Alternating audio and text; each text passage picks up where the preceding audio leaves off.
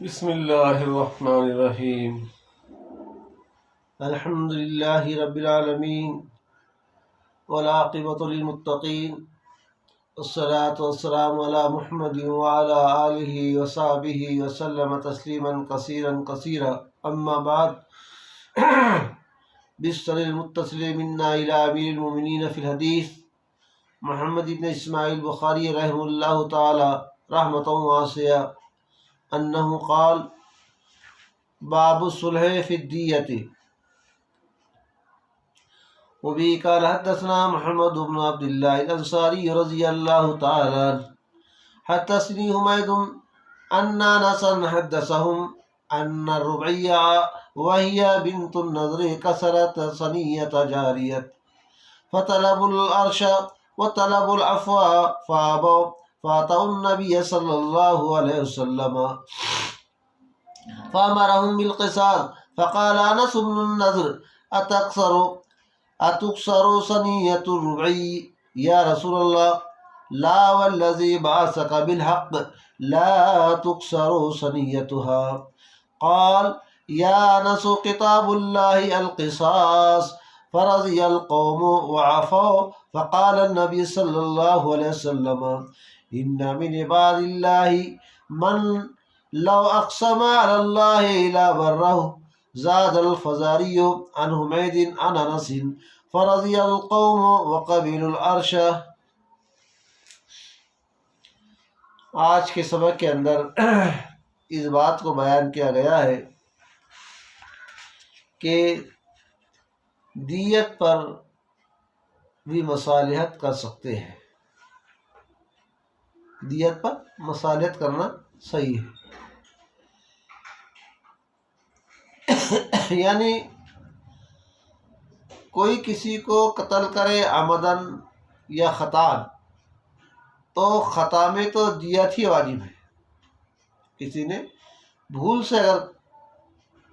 کوئی قتل ہو گیا، کسی کی وجہ سے غلطی سے قتل ہو گیا تو دیت واجب ہے، لیکن اگر عمدن جان بوجھ کر کسی نے قتل کیا ہے تو عمدن قتل کرنے میں قصاص واجب ہے، قصاص واجب ہے۔ قصاص کسے کہتے ہیں؟ قصاص کا مطلب یہ کہ عدل کو بدل، عدلے کو بدلہ، یعنی کسی نے کسی کو قتل کیا ہے تو اس کے بدلے میں قاتل کو قتل کیا جائے گا، کسی نے قتل کیا کسی کو تو قتل کرنے والے کو، قاتل کو قتل کیا جائے گا، یہ قصاص۔ تو کہا کہ اس میں قصاص قتل کرنے والے کو قتل کرنا یہ واجب ہے، لیکن اگر غلطی سے کوئی قتل ہو گیا، کوئی آدمی شکار کر رہا تھا، شکار پر کسی جانور پر تیر چلایا، اس نے گولی چلایا، لیکن وہ جانور کی بجائے کسی انسان کو لگ گیا تو یہ قتل خطا ہے، اس میں کیا ہے؟ دیت واجب ہے، اس کے بدلے میں دیت کسے کہتے ہیں؟ دیت کا مطلب یہ ہے کہ اس کے بدلے میں، یعنی جس کے ہاتھ سے قتل ہوا ہے، بھول سے قتل ہوا ہے، تو اس کے بدلے میں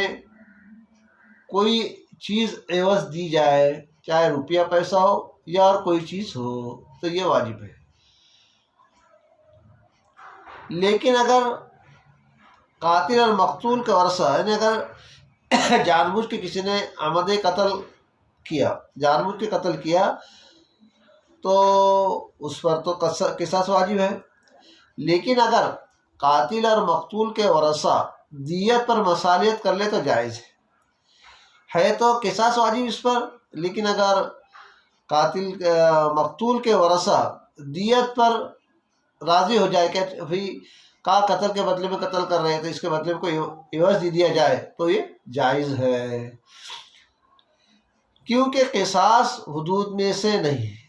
قصاص حدود میں سے نہیں ہے۔ حدود تو صرف 4 چیزیں ہیں، حدود صرف 4 ہیں، ایک تو حد زنا میں آئے گی، دوسرا حد سرقہ ہے،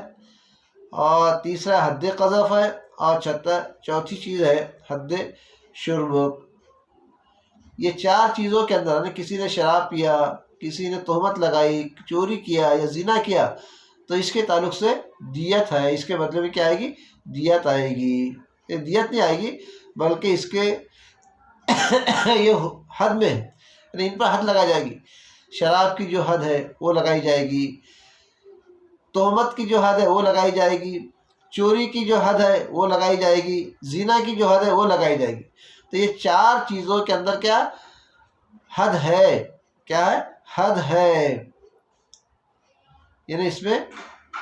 حد لگائی جائے گی۔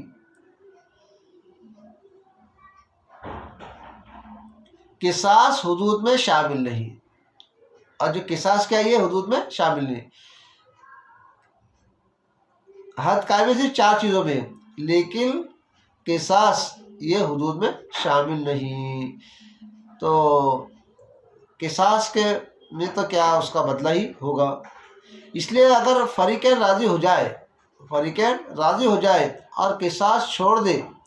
اور دیت قبول کر لے تو ایسی مصالحت کرنا درست ہے،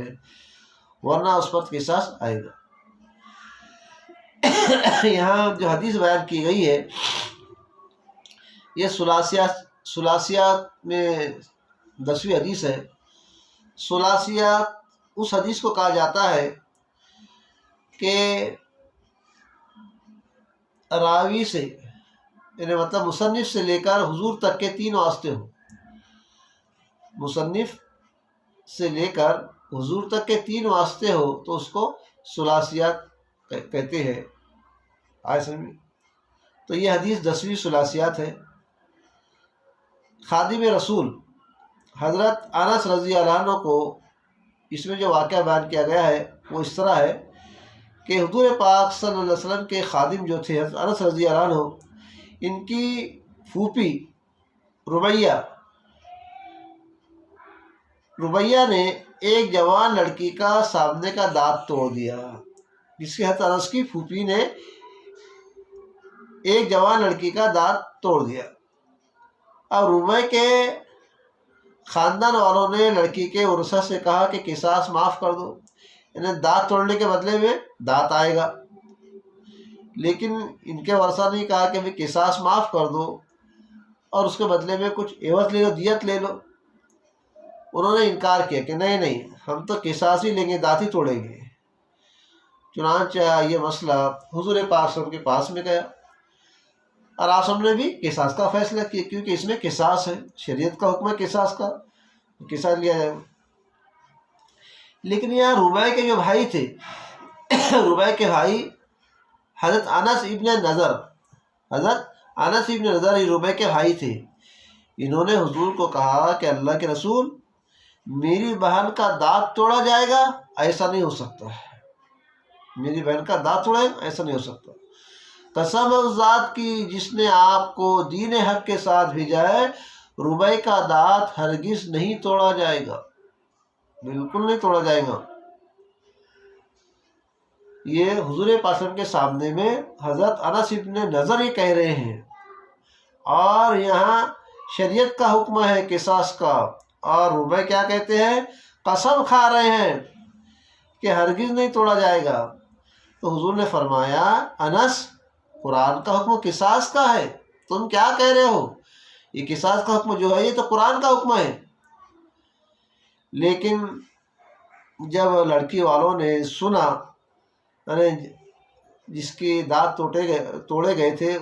اس کے اشارے سنا کہ بھئی یہ تو حضرت انس، ان کا مقام بھی ایک اونچا مقام تھا، کہا کہ انہوں نے تو قسم کھا لی کہ ہرگز نہیں توڑا جائے گا۔ تو اللہ نے ان کے دل میں رحم ڈال دیا، نرمی ڈال دی۔ انہوں نے کہا کہ ٹھیک ہے، انس یہ کہتے ہیں کہ بھی دانت نہیں توڑا جائے گا، دیت لے لے تو ہم مان لیتے ہیں۔ تو لڑکی کے ورثہ راضی ہو گئے اور قصاص معاف کر دیا اور دیت لے لی۔ اس موقع پر نبی کریم صلی اللہ علیہ وسلم نے فرمایا، جب شاہ نے کہا کہ ٹھیک ہے ہم کو دیت دے، تو حضور نے فرمایا اللہ کے کچھ بندے ایسے ہوتے ہیں کہ اگر وہ اللہ کے سامنے اڑ جائے اور قسم کھا لے تو اللہ تعالیٰ ان کی قسم کو ضرور نیک بنائے۔ یہاں انس ابن نضر نے قسم کھا لی تھی تو اللہ نے ان کی بات کو قبول کر لی اور رشتہداروں کے دل میں بات ڈال دی دیت کی، تو رشتہداروں نے دیت قبول کر لیا کہ ٹھیک ہے دیت دے دو۔ تو یہ اللہ کی طرف سے ہوا، ان کے قسم کھانے پر ہوا۔ تو اللہ تعالیٰ کے کچھ بندے ایسے ہوتے ہیں جن کا اللہ کے یہاں ایک خاص مقام ہوتا ہے، اگر وہ اللہ کے سامنے اڑ جائے اور قسم کھا لے تو اللہ تعالیٰ ان کی زبان کی لاج رکھ لیتے ہیں۔ اسی لیے علامہ اقبال الرحمٰن نے اس مضمون کو اس طرح اپنے شعر کے اندر پرویا ہے: خودی کو کر اتنا بلند کہ ہر تقدیر سے پہلے،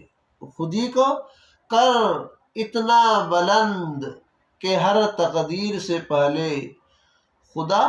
خود بندے سے پوچھے بتا تیری رضا کیا ہے، بتا تیری رضا کیا ہے۔ یعنی اپنے آپ کو اتنا بلند بناؤ، اتنا بلند بناؤ کہ اللہ خود بندے سے پوچھے کہ میرے بندے تیری رضا کیا ہے، تو کس میں راضی ہے، چل بول مجھے۔ تو ایسا مقام اللہ کے پاس میں بندے نے بنانا چاہیے کہ اللہ بندے سے پوچھے۔ تو یہاں حضرت انس ابن نضر کی بات کو اللہ نے سن لی اور اللہ نے ان کی بات کی لاج رکھ لی، اور اللہ نے بشارہ کے دل میں بات ڈال دی کہ ٹھیک ہے ہم دیت قبول کر لیں۔ تو حضرت انس ابن نضر رضی اللہ عنہ ایسے ہی اللہ کے ایک مقبول بندے تھے، اور ان کے حالات میں آتا ہے کہ جنگ احد میں 80 سے زیادہ زخم کھا کر شہید ہوئے، جنگ احد میں شہید ہوئے، اور ان کے جسم پر کتنے 80 زخم تھے۔ انہوں نے ناز سے کہا کہ میری بہن کا دانت نہیں ٹوٹے گا، نے اللہ پر ناز کیا کہ میری بہن کا دانت نہیں ٹوٹے گا، اللہ پر گمان کرتے ہوئے کہ اللہ میرے بہن کے دانت کو نہیں توڑوائے گا، اللہ پر ناز کہ اللہ نہیں توڑوائے گا، نظر کی بہن انس کی بہن کا دانت اللہ نہیں توڑوائے گا، یہ ناز سے کہا۔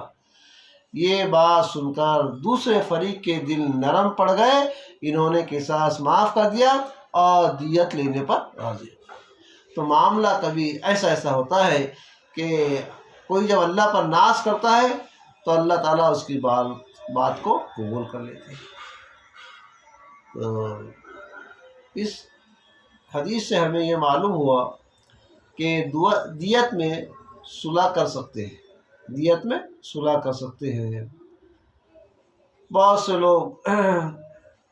اپنی بڑائی کے لیے کیا کرتے ہیں، نہیں خون کا بدلہ خون، ہم تو خون کا بدلہ خون لیں گے، اور پھر جب خون کا بدلہ خون لیتے ہیں تو دونوں پارٹی جیل میں جاتی ہے، ان کو بھی تاریخ پر تاریخ ملتی ہے، ان کو بھی تاریخ پر تاریخ ملتی ہے، اور کسی کو کوئی فائدہ نہیں ہوتا، دونوں پارٹیاں نقصان۔ اگر دیکھیے اگر یہ آپر میں کمپرومائز کر لیتے کہ بھئی ہمارے آدمی کو چلو تم نے ہلاک کر دیا، تو بھئی اس کی بیوی ہے، اس کے بچے ہیں، اس کے اخراجات میں کچھ تم پیسہ دے دو، 5 لاکھ 10 لاکھ دے دو، اور معاملہ رفع دفع کرو، کہاں ہم آپ کے نام کی رپورٹ کر رہے ہیں، کہاں تم بھی کورٹ کچہری میں جائے گے، ہم بھی کورٹ کچہری میں جائیں گے، اس سے اچھا ہے کہ اس کا بھرپائی کر دو، پیسہ دے دو،